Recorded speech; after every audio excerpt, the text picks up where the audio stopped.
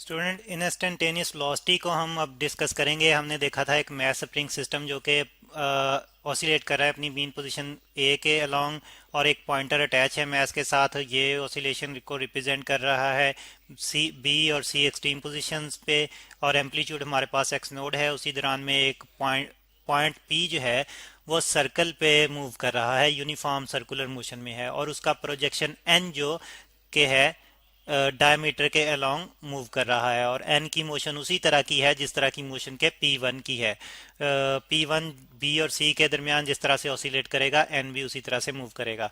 और हमने एक ही टाइम पे सबकी मोशन स्टार्ट की थी, तो एक ही टाइम पे एक ही डिस्प्लेसमेंट जो है वो रिप्रेजेंट करेंगे। अब हम इनकी वेलोसिटी, इंस्टेंटेनियस वेलोसिटीज को डिस्कस करेंगे, और हम देखेंगे कि एन की मोशन क्योंकि उसी तरह की है जिस तरह की पी वन की, तो फिर एन की इंस्टेंटेनियस वेलोसिटी के लिए जो इक्वेशन आएगी, पी वन की वेलोसिटी भी उसी इक्वेशन से हम कैलकुलेट कर सकते हैं। अब हम देख रहे हैं कि पॉइंट पी जो है ये सर्कल में मूव कर रहा है। तो जब ये सर्कल में मूव कर रहा होता है तो इसकी फिर टेंजेंशियल वेलोसिटी जो है, जो कि सर्कल पे टेंजेंट होती है, ये इस डायरेक्शन में होगी। यहाँ पे इसे हम इसी असेंबली को यहाँ पे हम दोबारा जो है वो ले लेते हैं। सिर्फ ये सर्कल की डिस्कशन हम दोबारा से कर लेते हैं। तो सर्कल में ये पॉइंट पी जो है, ये हम देख रहे हैं कि ये सर्कल में मूव कर रहा है। तो इसकी वेलोसिटी जो कि टेंजेंशियल वेलोसिटी है, वो अगर हम देखें तो वो इस डायरेक्शन में है, ये यहाँ पे इस डायरेक्शन में है। तो इसको हम रिप्रेजेंट कर लेते हैं वी पी से, कि ये इसकी वेलोसिटी है। तो इसी दौरान में हम देख रहे हैं कि एन भी मूव कर रहा है, और एन की वेलोसिटी की डायरेक्शन जो है वो अपवर्ड है। तो ये इस तरह से है। तो ये यहाँ पे आके जो है वो दोनों अगर मैच करें, तो ये v है जो कि वेलोसिटी ऑफ n है। तो यहाँ पे दोनों आके मैच करें तो हम देख रहे हैं कि ये एक किस्म की ट्राइंगल, राइट ट्राइंगल बन रही है। इसको यहाँ पे हम दोबारा कंस्ट्रक्ट कर लेते हैं इसी राइट ट्राइंगल को, कि ये हमारे पास जो है वो, अगर इस पॉइंट को हम x ले लें, चलें ये हमारे लिए ज़्यादा इजी रहेगा। अगर पॉइंट x ले लें यहाँ पे, तो हम देख रहे हैं कि ये n है, और ये p है, और ये जो है वो फिर वी पी है। वी पी वैक्टर, क्योंकि वेलोसिटी एक वेक्टर क्वांटिटी है, ये वी पी है, और ये वाली लेंथ जो है ये वी को रिप्रेजेंट कर रही है। अब हम देखते हैं अब हम देखते हैं कि यहाँ पे एंगल जो बनेगा वो कितना बनेगा। तो हमने देखा था कि ये जो एंगल वेलोसिटी वीपी जो है, ये हम देख रहे हैं यहाँ पे अगर देखें तो ये सर्कल के रेडियस के साथ 90 डिग्री का एंगल बना रही है। देखें यहाँ पे जो एंगल बन रहा है टोटल 90 डिग्री का एंगल बन रहा है। अब 90 डिग्री को दरमियान में हम एक एंगल थीटा से स्प्लिट कर रहे हैं, यानी कि ब्रेक कर रहे हैं एंगल थीटा से 90 डिग्री को दो एंगल्स में। एक एंगल जो है वो हमारे पास फिर ये बनेगा, और थीटा का एंगल जो है वो नीचे बनेगा। तो इस तरह से हम देखते हैं कि यहाँ से यहाँ तक टोटल एंगल जो है वो 90 डिग्री का है। तो ऊपर वाला एंगल अगर हम फाइंड आउट करना चाहें तो थीटा उसमें से माइनस कर देंगे, तो फिर हमारे पास ये वाला एंगल आ जाएगा। तो इसका मतलब यह है कि ये वाला एंगल जो बन रहा है ये 90 डिग्री माइनस थीटा बन रहा है, 90 डिग्री माइनस थीटा बन रहा है। तो तो इस तरह से जो है वो हमें एंगल का पता चल गया कि N P N P X angle जो है, यहाँ में हम लिख लेते हैं कि एंगल एन पी एक्स जो है, एन पी एक्स जो है ये 90 डिग्री माइनस थीटा है। अब हम पहले पॉइंट पी की वेलोसिटी वीपी देख लेते हैं। हमें पता है कि ये पी जो है ये इसकी टेंजेंशियल वेलोसिटी है वीपी। तो और हम जब सेंटीपिटल फोर्स, सेंटीपिटल मोशन में वीपी कैलकुलेट करते हैं और इसको एंगुलर वेलोसिटी के साथ रिलेट करते हैं, तो हम कहते हैं that is equal to R omega. जबकि आर जो है ये रेडियस ऑफ सर्कल को रिप्रेजेंट करता है, और ओमेगा एंगुलर वेलोसिटी है। तो यहाँ पे क्योंकि सर्कल का रेडियस जो है वो एक्स नोड हम ले रहे हैं, तो आर की जगह फिर हम रिप्लेस कर सकते हैं एक्स नोड। तो ये फिर हमारे पास वीपी आ जाएगी एक्स नोड इंटू ओमेगा की फॉर्म में। तो हमने कैलकुलेट करनी है अब वी। तो v जो है वो यहाँ पे हम देख रहे हैं कि परपेंडिकुलर बना रही है राइट ट्राइंगल का। तो फिर परपेंडिकुलर और फिर vp जो है ये हाइपोटेनस बना रही है। तो परपेंडिकुलर डिवाइडेड बाय हाइपोटेनस यानी कि vp that is equal to sine of angle. Angle यहाँ पे कितना बन रहा है 90 degree minus theta, 90 degree minus theta. तो 90 डिग्री माइनस थीटा जो है ये इक्विवेलेंट होता है कॉस थीटा के। ये आइडेंटिटी है trigonometric. Sine 90 degree minus theta जो है ये बराबर होता है कॉस थीटा के। तो इस तरह से v divided by V P हमारे पास आ जाएगा कॉस थीटा। या इसको हम इस तरह से भी लिख सकते हैं कि v is equal to V P into cos of theta.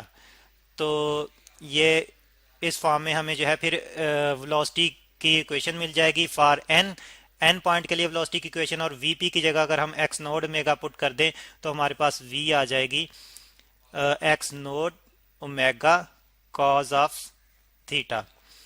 अब हम थीटा को भी कैलकुलेट करेंगे in the form of displacements.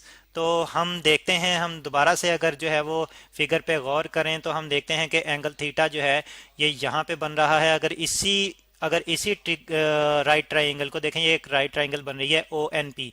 तो इसी राइट ट्राइंगल को हम दोबारा से कंस्ट्रक्ट कर लें। यहाँ पे इसी राइट ट्राइंगल को हम कंस्ट्रक्ट कर लेते हैं दोबारा से।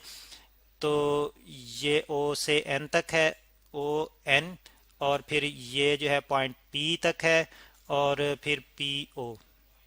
तो ये वाली पाथ लेंथ जो कि रेडियस है एक्स नोड के बराबर है, ये एक्स के बराबर है, और एंगल थीटा जो कि यहाँ पे बन रहा है।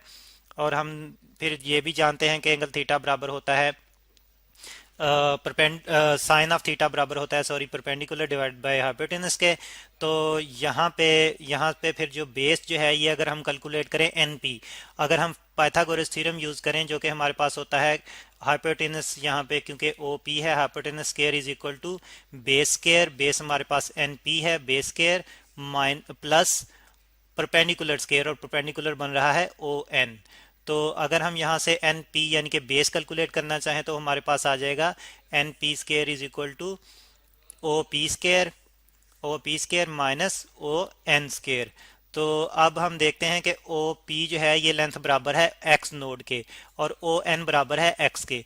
तो फिर इस तरह से एन पी जो है हमारे पास आ जाएगा x node square minus x square, और अगर लेफ्ट साइड पे हम स्क्वायर खत्म कर दें तो ये राइट साइड पे हमारे पास स्क्वायर रूट में आ जाएंगी। तो एन पी फिर हमारे पास आ जाएगा x note square minus x square का होल स्क्वायर रूट। तो अब हम थीटा की बात कर रहे थे कि हम जो है वो theta cause of theta calculate करना चाहते हैं। तो स्टूडेंट्स हम जानते हैं कि कॉज ऑफ थीटा बराबर होता है बेस डिवाइड बाय हाइपोटेनस। तो ये हम लिख लेते हैं यहाँ पे, कॉज ऑफ थीटा बराबर होता है बेस जो कि एन पी है डिवाइड बाय हाइपोटेनस जो कि एक्स नोड है। और देखें हम एन पी ऑलरेडी कैलकुलेट कर चुके हैं square whole square root of X naught square minus X square से। तो यहाँ पे फिर हम लिख लेंगे cos of theta is equal to whole square root of X naught square minus X square, और डिवाइड बाय एक्स नोड आ जाएगा।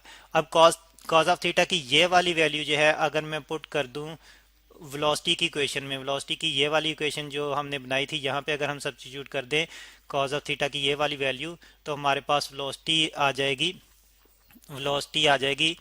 v इज इक्वल टू, ऊपर ज़रा हम चेक कर लेते हैं कि v is equal to X naught omega cos of theta है। तो ये हमारे पास आ जाएगी X naught as it is into omega, और कॉज ऑफ थीटा की जगह क्या आ जाएगा, square root of X naught square minus X square divided by whole divided by X naught. तो देखें एक्स नोड यहाँ से और एक्स नोड यहाँ से कैंसिल आउट हो जाएगा, तो हमारे पास वेलोसिटी आ जाएगी v is equal to omega, जो कि एंगुलर फ्रीक्वेंसी है, into X whole square root of X naught square minus X square. तो इस इक्वेशन से स्टूडेंट्स हम वेलोसिटी की वैल्यू, किसी भी टाइम पे वेलोसिटी की वैल्यू कैलकुलेट कर सकते हैं। और ये इक्वेशन हमने n के लिए प्रोजेक्शन ऑफ पॉइंट P जो कि सर्कल पे मूव कर रहा है उसके प्रोजेक्शन n के लिए ये इक्वेशन बनाई है, और हमने देखा था कि n की मोशन भी उसी तरह की है जिस तरह की के पॉइंटर की मोशन है। तो यही इक्वेशन हम फिर पॉइंटर की मोशन के लिए भी यूज कर सकते हैं। इसमें हम देख रहे हैं कि वेलोसिटी की डायरेक्शन जो है वो थीटा के साथ साथ वेरी करेगी। तो जैसे कि हमने ये इक्वेशन बनाते हुए देखा था कि वेलोसिटी में जो है वो एंगल भी आ रहा है, एंगल का कंसेप्ट भी है, तो फिर वेलोसिटी की डायरेक्शन जो है वो एंगल के लिहाज से चेंज होगी, एन की वेलोसिटी की, और इसी तरह से p1 की वेलोसिटी की, जो कि हमें वेव फॉर्म में भी जो है वो नज़र आ रहा है। जब हम जीरो से स्टार्ट करेंगे तो वेलोसिटी की यही वाली डायरेक्शन जो है अपर एक्सट्रीम पोजीशन की तरफ होगी, और जब हम अपर एक्सट्रीम पोजीशन से वापस मीन पोजीशन पे आएंगे तो वेलोसिटी की यही डायरेक्शन जो है वो डाउनवर्ड मीन पोजीशन की तरफ होगी। और फिर जब मीन पोजीशन से नीचे लोअर एक्सट्रीम पोजीशन की तरफ आएंगे तो ये लोअर एक्सट्रीम पोजीशन की डायरेक्शन में वेलोसिटी होगी, और फिर यहाँ से लोअर एक्सट्रीम पोजीशन से वापस मीन पोजीशन की तरफ जाएंगे तो वेलोसिटी की डायरेक्शन जो है वो मीन पोजीशन की तरफ आ जाएगी। तो इस तरह से वेलोसिटी की direction respect to angle change हो रही है।